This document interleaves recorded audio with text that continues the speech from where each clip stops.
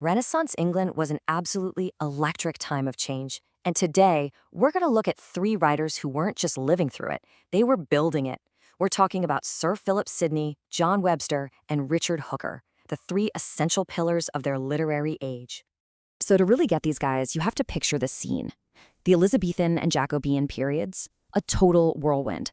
London was buzzing. Theaters like the Globe were the epicenters of brand new, shocking ideas. And the English language itself was literally being hammered into something new. It was the perfect storm for artistic genius to just explode. So here's our game plan. First, we'll break down why we even call these three pillars. Then we'll meet Sidney, the ultimate Renaissance ideal. After that, we dive into the darkness with Webster, the master of tragedy, before we wrap up with Hooker, the guy who was basically the architect of English prose. And hey, definitely stick around. I've got the ultimate cheat sheet at the end that ties it all together perfectly. Okay, so here's the big idea. These three authors, they represent completely different but totally essential parts of their time. You've got the chivalrous idealist, the dark tragedian, and the foundational architect of the English language itself. It's like they give us three different lenses to see the hopes, the fears, and the intellect of an entire era. Together, they give us the whole picture. Let's kick things off with our first pillar, Sir Philip Sidney. Honestly, if you could cook up the perfect Renaissance man in a lab, you'd get Sidney. He was brilliant, he was brave, and he was the absolute embodiment of the era's highest ideals. Sidney's life was short, but man was it impactful. He lived from 1554 to 1586, which puts him smack in the middle of Queen Elizabeth's reign. And his death was just as symbolic as his life, dying from battle wounds, cementing his legacy as a true hero of the age. And get this, he wasn't just a writer. I mean, this list right here shows why he was the true Renaissance gentleman, a term that meant you had to be great at, well, everything. Sidney was a top-tier poet, a razor-sharp critic, a skilled diplomat for the queen, and a soldier. He was the whole package. His most famous work in prose is called Arcadia, and it's this huge, sprawling romance.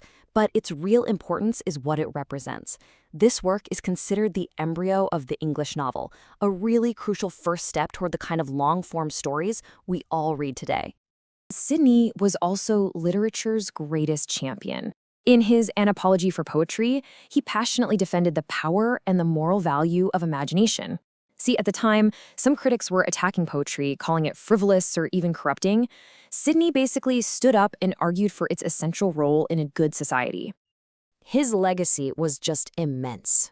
When he died, the great poet Edmund Spenser, another giant of the era, was so moved that he wrote one of the most famous elegies in English literature, Astrophel, which pretty much cemented Sidney's legend forever.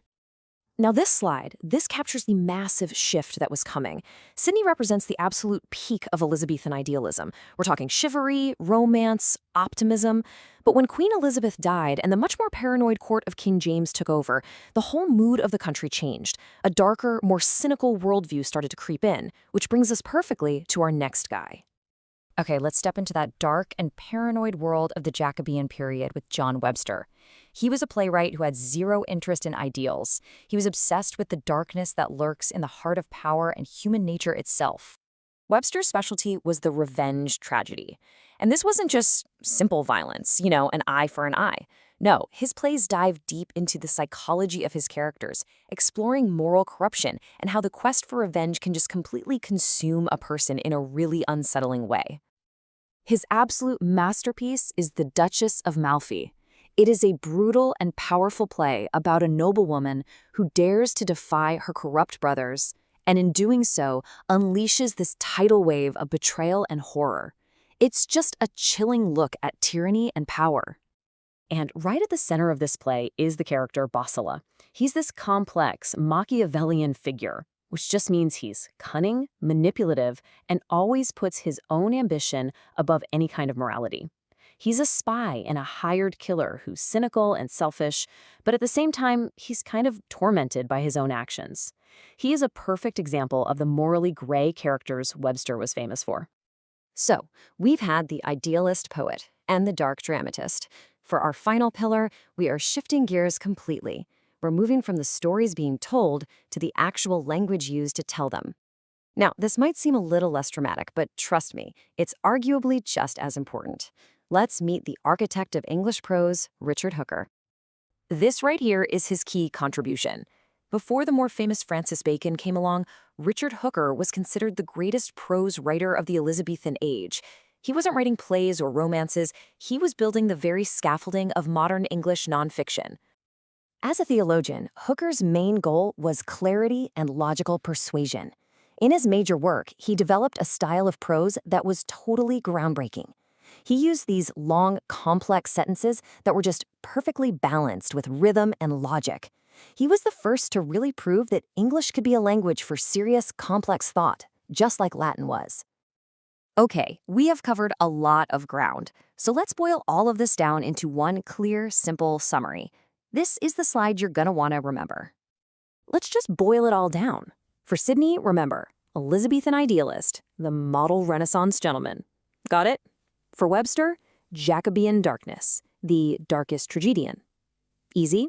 And for Hooker, Elizabethan prose, the great predecessor of Francis Bacon. See? Simple as that. All right, time for a quick knowledge check. Let's start with our Renaissance idealist. What's the main reason Sidney's Arcadia is so important? That is exactly right. This really highlights Sidney's pioneering role. It wasn't a novel like we think of it today, but it was the seed from which the modern novel would eventually grow. Now, let's turn back to the darkness.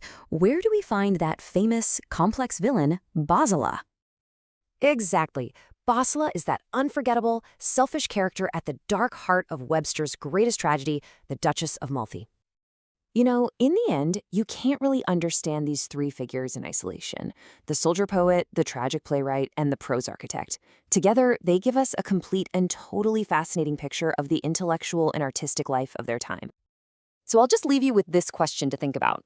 A voice of idealism, a voice of darkness, or a voice of reason? Which of these pillars from Renaissance England do you think speaks most clearly to our world today? Thanks for joining me.